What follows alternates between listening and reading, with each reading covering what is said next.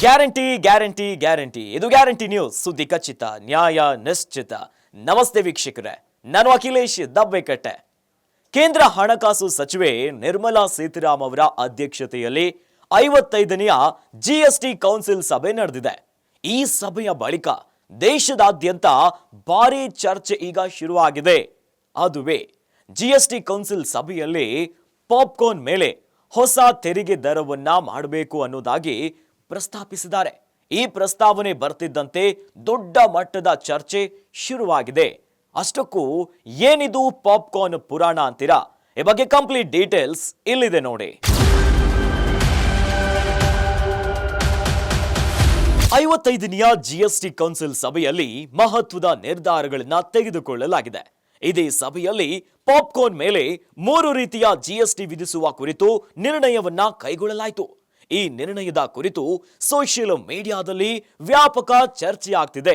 ಹೌದು, ಕೇಂದ್ರ ಹಣಕಾಸು ಸಚಿವೆ ನಿರ್ಮಲಾ ಸೀತಾರಾಮನ್ ಮತ್ತು ಪಾಪ್ಕಾರ್ನ್ ಫೋಟೋಗಳಿಗೆ ಹೊಂದಿಸಿ ಟ್ರೋಲ್ ಮಾಡಲಾಗ್ತಿದೆ.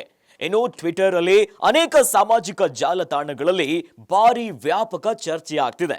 ಇದಕ್ಕೆ ಕಾರಣ ಜಿಎಸ್ಟಿ ಕೌನ್ಸಿಲ್ ಸಭೆಯಲ್ಲಿ ವಿವಿಧ ರೀತಿಯ ಪಾಪ್ಕಾರ್ನ್ ಮೇಲೆ ಬೇರೆ ಬೇರೆ ತೆರಿಗೆಯನ್ನ ವಿಧಿಸಲಾಗುವ ಕುರಿತು ನಿರ್ಣಯವನ್ನ ತೆಗೆದುಕೊಳ್ಳಲಾಗಿದೆ. ಸಾಲ್ಟ್ ಅಂಡ್ ಮಸಾಲೆ ಅನ್ಪ್ಯಾಕ್ಡ್ ರೆಡಿ ಟು ಈಟ್ ಪಾಪ್ಕಾರ್ನ್ ಮೇಲೆ 5%, ಪ್ಯಾಕ್ ಮತ್ತು ಲೇಬಲ್ ಇರೋ ಪಾಪ್ಕಾರ್ನ್ ಮೇಲೆ 12% ಜಿಎಸ್ಟಿ ವಿಧಿಸಲಾಗುತ್ತೆ.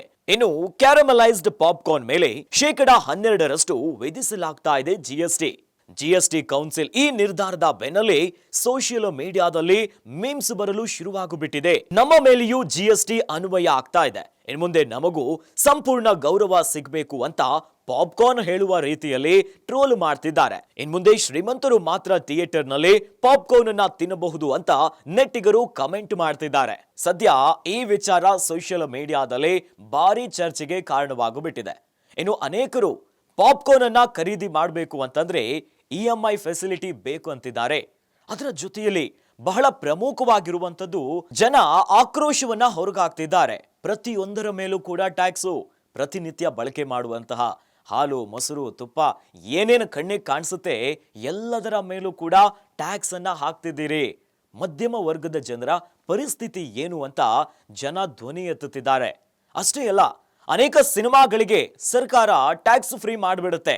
ಆದರೆ ಕಷ್ಟಪಟ್ಟು ಹಗಲು ರಾತ್ರಿ ಸರ್ಕಾರಿ ಅಧಿಕಾರಿಗಳಾಗಬೇಕು ಅಂತ ಅನೇಕ ಸ್ಪರ್ಧಾತ್ಮಕ ಪರೀಕ್ಷೆಗಳಿಗೆ ವಿದ್ಯಾರ್ಥಿಗಳು ಯಾರು ತಯಾರಿ ಮಾಡ್ತಿದ್ದಾರೆ, ಇವರ ಎಕ್ಸಾಮಿನೇಷನ್ ಫೀಸಲ್ಲಿ ಯಾವುದೇ ರೀತಿಯಾದಂತಹ ಫೀಸನ್ನ ಕಡಿಮೆ ಮಾಡುವಂತ ಪ್ರಕ್ರಿಯೆ ಆಗ್ತಾ ಇಲ್ಲ. ಆದರೆ ಸಿನಿಮಾಗಳಿಗೆ ಟ್ಯಾಕ್ಸ್ ಫ್ರೀ ಮಾಡ್ತಿದ್ದೀರಾ ಅಂತ ಪ್ರಶ್ನೆ ಮಾಡಿದ್ದಾರೆ.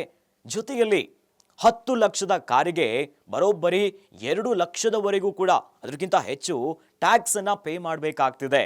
ಅಂದರೆ ಕಾರು ಖರೀದಿ ಮಾಡುವಾಗ ಟ್ಯಾಕ್ಸ್ ಇದೆ, ರೋಡ್ ಟ್ಯಾಕ್ಸ್ ಅನ್ನ ಹೇಗೂ ಕಟ್ತೀವಿ. ಪೆಟ್ರೋಲ್ ಡೀಸೆಲ್ ಅನ್ನ ನಾವು ಖರೀದಿ ಮಾಡಿದ್ರೆ ಅಲ್ಲೂ ಟ್ಯಾಕ್ಸ್ ಕಟ್ತೀವಿ. ಇನ್ನು ಇನ್ಶೂರೆನ್ಸ್ ಖರೀದಿ ಮಾಡಿದ್ರು ಕೂಡ ಟ್ಯಾಕ್ಸ್ ಕಟ್ಟಬೇಕಾಗತ್ತೆ. ಇಲ್ಲಪ್ಪ ಕೆಟ್ಟೋಯ್ತು ರಿಪೇರಿ ಮಾಡ್ತೀನಿ ಅಂದ್ರೂ ಕೂಡ ಟ್ಯಾಕ್ಸ್ ಕಟ್ಟಬೇಕು. ಅದನ್ನ ಸೇಲ್ ಮಾಡ್ತೀನಿ ಅಂದ್ರೂ ಕೂಡ ಟ್ಯಾಕ್ಸ್ ಕಟ್ಟಬೇಕು. ಹೀಗಾಗಿನೇ ಜನ ಧ್ವನಿ ಎತ್ತುತ್ತಿದ್ದಾರೆ ಎಂತಹ ಟ್ಯಾಕ್ಸ್ ನೀತಿ ಅಂತ.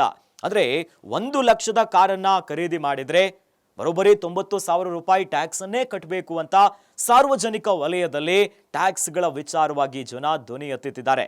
ಇನ್ನು ನಿರ್ಮಲಾ ಸೀತಾರಾಮನ್ ಅವರನ್ನ ಪಾಪ್ಕಾರ್ನ್ ಜೊತೆ ಹೊಂದಿಸಿ ಪಾಪ್ಕಾರ್ನೇ ಮಾತಾಡುವಂತ ರೀತಿಯಲ್ಲಿ ಜನ ಟ್ರೋಲ್ ಮಾಡ್ತಿದ್ದಾರೆ.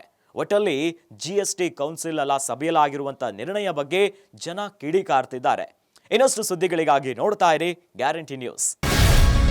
ಗ್ಯಾರಂಟಿ ನ್ಯೂಸ್, ಸುದ್ದಿ ಖಚಿತ, ನ್ಯಾಯ ನಿಶ್ಚಿತ.